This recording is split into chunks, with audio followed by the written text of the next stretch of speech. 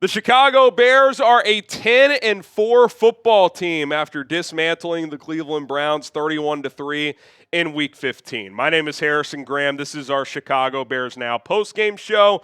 Full reaction and big picture thoughts as we have an updated look at the playoff picture as well. Let's get the dubs in the comments. Listen, must win, and they took care of business.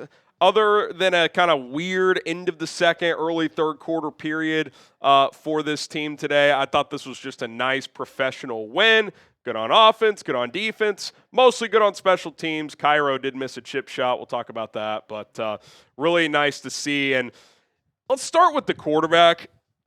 I thought he played really well. 17 of 28, 242, and 2 touchdowns. I don't even think that stat line does it justice. Luther Burden had a drop that would have gone for 20-plus on the dead run. Cole Kmet dropped one up the seam. Kyle Monungai dropped a screen that would have gone for probably 10-plus. This easily could have been a 300-yard game. I thought in the first half he was on fire. He was 12 for 18, and 3 of those were drops. One, a receiver fell down. One was a bad throw. Then the other one, Myles Garrett, hit him as he threw it. I thought he was really, really good. Got into a rhythm early, which had been an issue the last few weeks, so that was good to see. Had to have a couple throwaways in the second half. Did miss Olamide Zaccheaus on a drag route that should have been an easy first down. On a fourth down, looked like Kmet got open. He didn't get it to him. So not saying it was a perfect game, but all things considered, I thought Caleb Williams played a more complete game than he had in recent weeks. So shout out to C-Dub. If he can start out next week against the Packers like he did today, I think the Bears are going to be in a better position to have a chance to beat the Packers and not have to play from behind the entire game like they did a week ago. The running game was also fantastic for the Chicago Bears as DeAndre Swift really got loose in this one, 98 yards, 2 touchdowns. I thought this would be more of a Monungai game just with the physical nature of it, but Swift was the one who had a big game, 5.4 yards per carry, 2 touchdowns in this one. I mean, what a revelation he's been this year. He's just been awesome after a disappointing first season in Chicago. After today, just some updated season stats.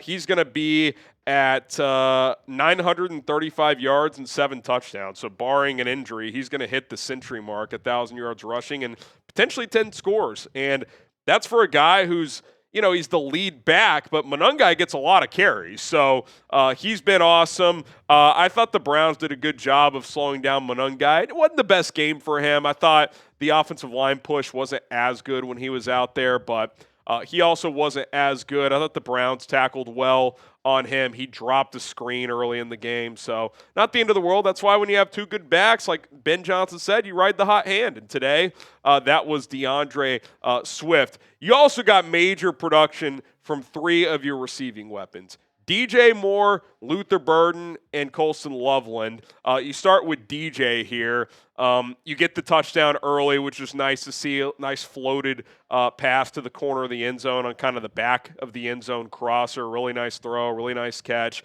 The hero ball, unnecessary throw, I'll call it, from Caleb off of the DeMarco Jackson interception. I thought he was just going to throw the ball away, and he threw it across his body to the back of the end zone, a piss missile that DJ somehow came down with. I'll say this, he threw it to a spot where DJ can make a play. Good to see him more involved. If they can get him going down the stretch here, I think he can really be an X factor for this team in the playoffs.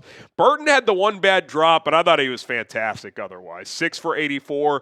Did leave with an ankle injury. They initially labeled him questionable to return, so I'm hoping that was just kind of a cautious deal. Cold weather, you get hit hard. Hopefully it's one of those where, there's no kind of sprain or structure damage or anything like that. We'll, of course, continue to monitor that. But short week, quick turnaround against the Packers. And Rome Odunze re-aggravated his foot injury in warmups. He was set to play. He was active, and then he got ruled out before kickoff, kind of like Kyler Gordon last week. You hope it's not a serious re-aggravation, but you'd have to think playing in 6 days against the Packers, if you're Rome Odunze, that could be a tough task. And we can second guess that. We could say, well, would it have been smarter to wait until next week? If he was cleared, he was cleared, but I do think this medical and training staff this year, there's been some bizarre moments. I mean, 2 weeks in a row, a key starter gets hurt in warmups. That's tough. So we'll see what happens with Rome. Loveland made some big catches early as well. So your two rookies, Colston Loveland and Luther Burden, I thought were very, very good. And just a complete offensive performance.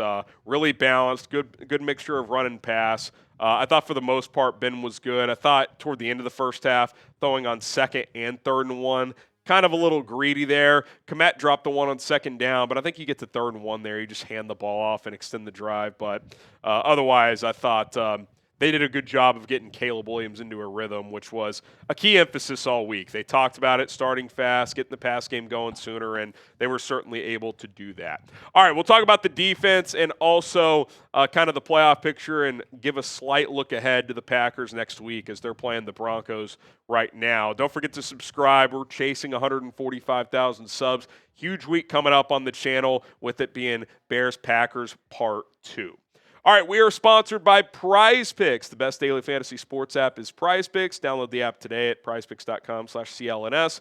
It is the holiday season, the best time of year for sports, bowl games, basketball matchups, playoff pushes. It's all happening at once. And while you and I are out here making decisions every day, what gifts to buy, what to eat, which game to watch, there's one place where it feels good to be right. That is Prize Picks. I hit my 3-player Prize Picks lineup in the noon window today. I'm going to get back on the saddle for a little Sunday night action. Got to see what plays I like, but was able to take home $65 here, $20 lineup. Caleb Williams threw for 2 touchdown passes, so that was easy. Took more than half a touchdown pass. DJ Moore, 69 receiving yards. Nice, double nice when the more or less is set at 33.5. And then Shedeur Sanders, we were squeaking that one out. That long drive at the end of the game, Shedeur, a couple 3rd down conversions, was able to throw for more than 30.5 pass attempts. So was able to win there. That's an example of a Prize Picks lineup. You pick more or less on 2 to 6 player lineups on the stat projections available, and if you hit, you win money. It is awesome. It is fun. Great play to put your takes to the test with Prize Picks. Download the Prize Picks app today. Use our code CLNS to get $50 in lineups after you play your first $5 lineup. That is code CLNS to get $50 in lineups after you play your first $5 lineup. Prize Picks, it is good to be right. All right, how about the defense? I get it. 4 offensive line starters from week 1 are down. Tevin Jenkins exits the game. Where have we seen that before? But they do what they did all. They did what they have done all year. English, Harrison. 3 takeaways. Should have been 4. They called a bogus forward progress on Shedeur Sanders on a sack. It was not forward progress. It was a clear strip sack. That was a missed call, and since they ruled it forward progress, they could not review it. But less than 200 yards allowed, and about 70 of those were on the Browns' final drive in garbage time, where they drove down inside the 10 and the Bears kept them out of the end zone. So even on that one, they still did not give up a touchdown. 5 sacks. 5 sacks is a good number. I still think there were stretches where the pass rush, especially against a bad O-line and a QB that holds the ball for a while, there were moments where Shedeur's just sitting back there. So we'll see how it goes next week. I thought it was better today. 5 sacks when DA didn't blitz that much. At least it didn't feel like he blitzed that much. That's obviously still a good number. They completely stuffed Quinshon Judkins. I mean, Judkins today, 12 carries, 21 yards. He got nothing going on the ground. I thought Shedeur's was a little better than the stat line, but Caleb completely outplayed him, and he put the ball in harm's way a couple of times. Judy kind of screwed him once on that Jalen Johnson pick. It hit Judy in the hands, and Jalen took it away. Nashawn Wright dropped the pick 6 as well, so that kind of evens out there. But I thought the Bears did a good job. What do we say all week? Make Shedeur beat you. They did that. They stuffed the run. They made Shedeur beat him. He couldn't, and the Bears dominate the game. So awesome play by DeMarco Jackson. He continues to fill in admirably. Tremaine Edmonds eligible to return off IR next week. We'll see if that happens. Javon Dexter had a sack. That was good to see. But all in all, listen, this is kind of a textbook. You're playing an inferior opponent. You're at home. They got a ton of injuries. Are you going to mess around or are you going to dominate? For the most part, they dominated. Again, it could have been a bigger blowout early, but if you told me before the game, Harrison, they're going to win 31-3, not a soul on the planet would have turned that down.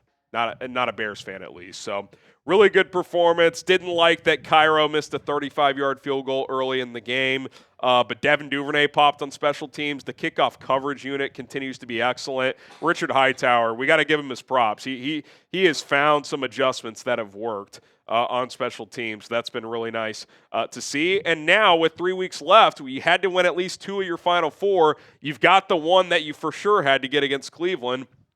This is where things sit after the noon games on Sunday. The Packers are currently playing the Broncos.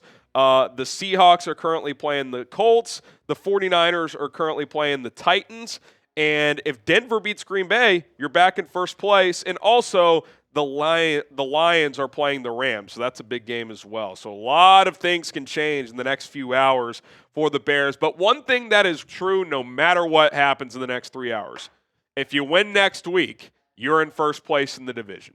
If you lose next week, you're not in first place. No matter what happens in that Green Bay game, that is the scenario. In the Green Bay-Denver game, I mean, if you beat the Packers next week, first in the division. If you don't, you're not in first. So it is going to be a massive matchup, a rematch from 2 weeks ago. You know what to do. FGB. FGB. FGB. It's Bears-Packers Part 2. Stakes couldn't be higher. This one Saturday night at Soldier Field. Myself, producer Cullen, will be live for that game, and we'll have full coverage leading up to Saturday. So hit that subscribe button and turn on notifications. We'll have you covered all week long. Great win for the Bears. 10-4. Listen, 10 wins with 3 to go. Celebrate it, Bears fans. This is a real football team, and this stretch run's going to be fun. Bear down.